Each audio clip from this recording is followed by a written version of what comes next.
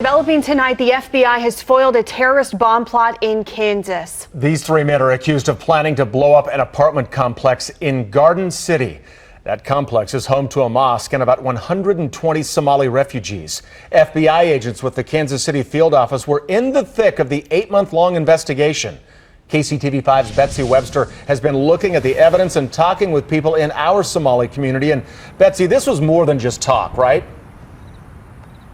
Oh, according to those court documents, yes, Brad, they indicated that one of those three men had bomb-making materials and appeared to have already started trying to make explosives. It also indicated that since they started this investigation in February, these men had been conducting surveillance on possible targets, trying to figure out where and when they could get the highest body count for their cause. Kansas City's northeast neighborhood is home to hundreds of Somalis with markets like this one.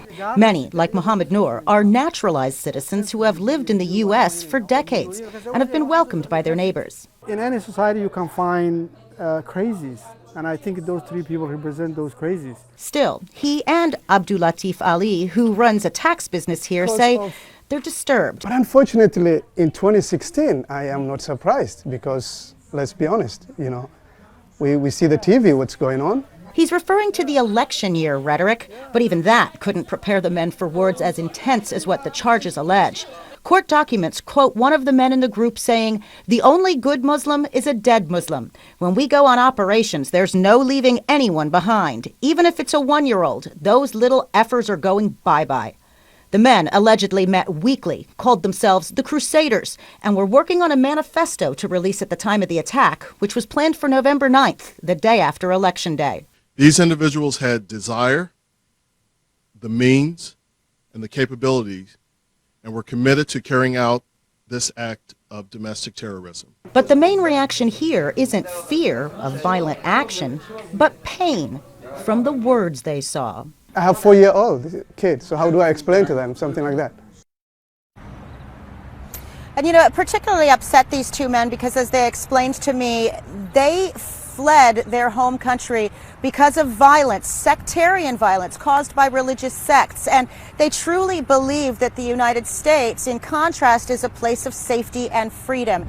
And this disrupts that perspective, that feeling about the United States of America. One of the men did tell me, however, that he is grateful that the federal government stepped in to stop this from happening. And when he told me that, it seemed clear that that is not something he takes for granted. Live in Kansas City, Missouri, Betsy Webster, KCTV5 News. The apartment complex that the three men allegedly planned to attack was home to more than 100 people, many of those immigrants from Somalia. KSN Santiago Khan spoke with them this afternoon to see how they feel about the arrests. He continues our team coverage from Garden City. Steph, the residents in the targeted apartment complex behind me are very scared today, but tonight they came together and found comfort in their community and in their faith. A day of fear. I believe America is safe, but now I'm feeling unsafe because what I hear is it's not something good. Hitting a Somali refugee community that escaped one threat of violence only to find another. I'm here in the United States like 15 years now.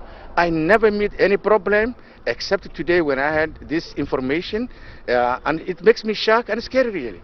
The targeted apartment complex is home to Muslim Somali refugees and the mosque they pray in. It's a violation of what should be a safe space. For myself, I'm going to pray in my apartment, in my room. I don't want to come to the mosque again. Scary.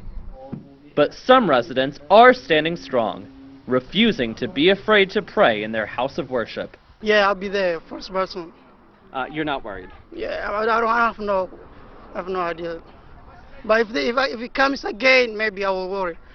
Tonight, as the group gathered for evening prayer, they also came with a hope that they'll finally find a lasting, peaceful home. We are good people, and really we don't hate peoples. And I don't know what I'm saying,